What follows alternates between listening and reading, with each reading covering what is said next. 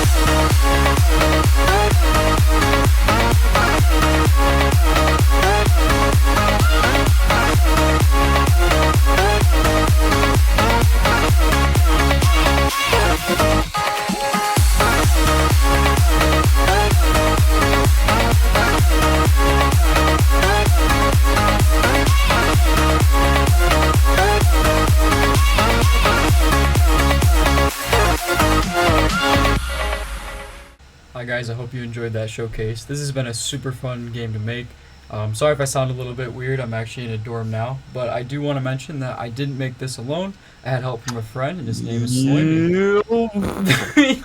Okay, we had some technical difficulties, but he's back. You ready to explain some chess? Oh yeah. Okay, so first we're going to start playing a game for you guys. I kind of rushed the second half of the video, so I just want to show you up close how it actually works.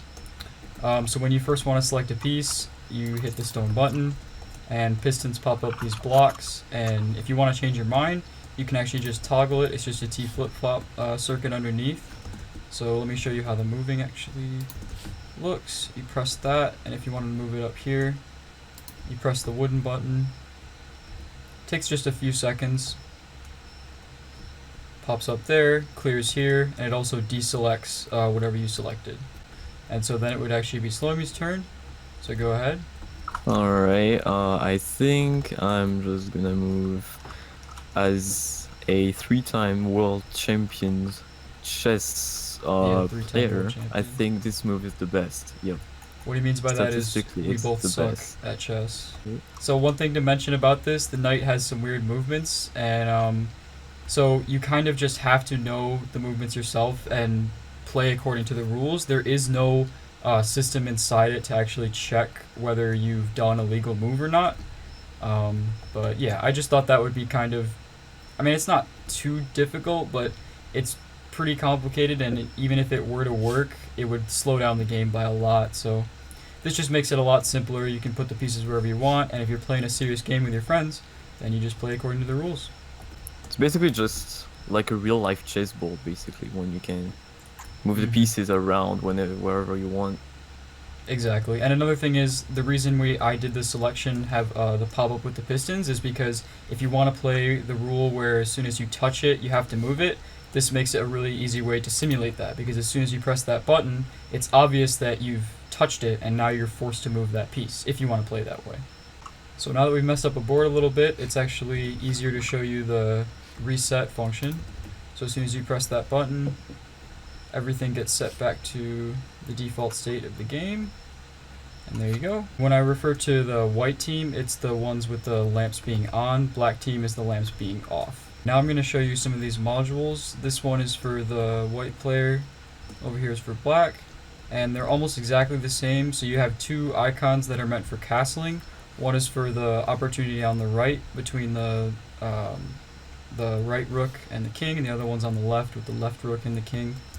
So as soon as it's available, it lights up, and then you be able to press that button, and it automatically castles for you. And then down here is the pawn promotion section. This also lights up when it's available, and you get to pick what piece you want it to be.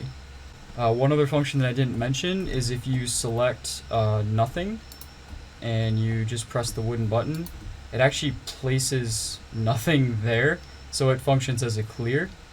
And so I'm actually going to clear out these pieces in between, that way I can just show you guys an example for the castling. Alright, I cleared these out, and as you can see the lamp lit up, so go ahead and hit that button, Slimy. Where are you? Yo. Fuck, I didn't get it. Alright, let's go. So you press that button. Let them see. Let them switch. Yo. And the last module in the middle here is actually just in case you mess something up and you need to spawn in a new piece again. So let's say you were to capture something and you didn't mean to capture it. You can always just move the piece back, but the spot where the piece used to be is going to be empty. So you're going to have to respawn it. And so you just pick whatever piece you want. Let's say you wanted a black pawn. You flip the lever, and then you just press the wooden button wherever you want to put it back. So this makes it so that you can essentially always undo your moves. So here we have a whole cell that is basically isolated from the whole chessboard over there.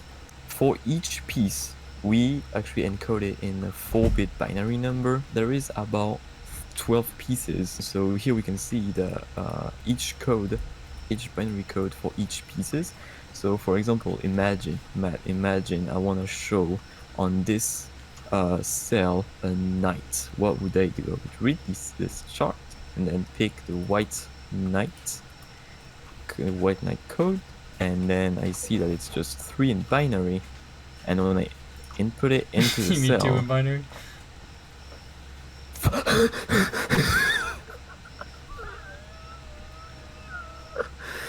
Kill me. Yeah, it's 3 in ternary, alright? In my heart it's ternary. So what is going on with this cell over there with the display section? Well, we highlighted 17 layers that are basically responsible for turning on or off parts in the display here according to the chart of colors over there.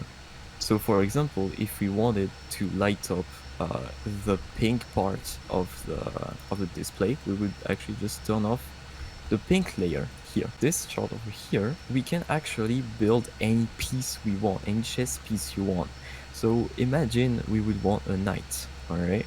A knight, do you agree with that choice? I think it's a good choice. Or it's a great choice. Don't talk, stop it. Anyway, I'm the one talking, you're not. It's my time to shine. Shh.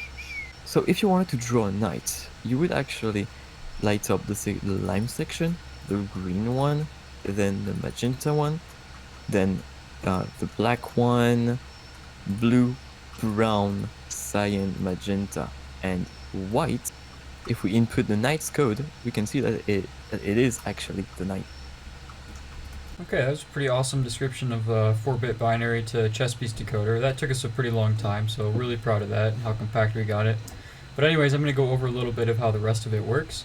So down here, I got everything color-coded, and when you first select a piece, that's this green part right here, and when you select it, it basically gets allowed through these comparators. So right now, everything is being canceled because nothing is selected. Like I said, as soon as you select it, it gets allowed through. And when it's allowed through, it comes along on these purple lines. And you can see these purple lines are ORed from every single possible spot. So no matter where you select it from, these purple lines all group up to right here, and then they actually get transferred up into these light green lines, and then the light green lines get split into everybody's input. So basically what's happening is whatever you select comes on this purple and gets put into every single cell around it. That way, if, no matter where you want to move it, it's ready to be put into any other location. So when you hit that move button and you decide that you want to move it somewhere else, no matter where it is, it's ready to be put in. All you have to do is just unlock these repeaters and load it. And if that didn't make any sense, basically the way that I think is easier to understand is imagine that as soon as you select a piece, it gets offloaded into some separate register, and then whenever we want to move the piece, it grabs it from that register and puts it where we said to move it. And then for these modules with the castling, all that we really have going on is down here, I think with the dark gray, this is a decoder to detect what the pieces are in this final row. Because when you're able to castle is just based on what the configuration is right here. If you have rook, blank, blank, blank, king, then you can castle here. If not, you just can't castle.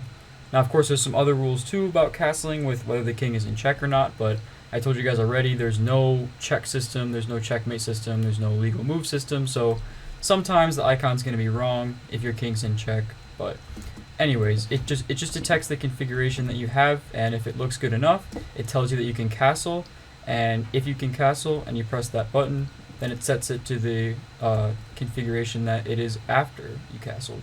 And then lastly, pawn promotion is really similar. Instead of detecting for the correct castle configuration, it just detects whether there's a pawn of the opposite color in the last row, and if there is, it lights up that icon, and then you have a choice. You can set it to any of these 4 pieces.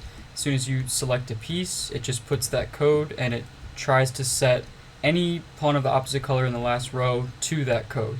So for example, if you had a pawn in the last row and you said queen, it would go through every single piece in that last row, and it would say, if it's a pawn, set it to a queen. Alright, and that's pretty much all we got. Thanks for watching, guys.